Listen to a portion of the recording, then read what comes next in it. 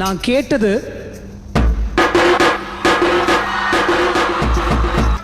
ஆனா அவர் எனக்கு கொடுத்தது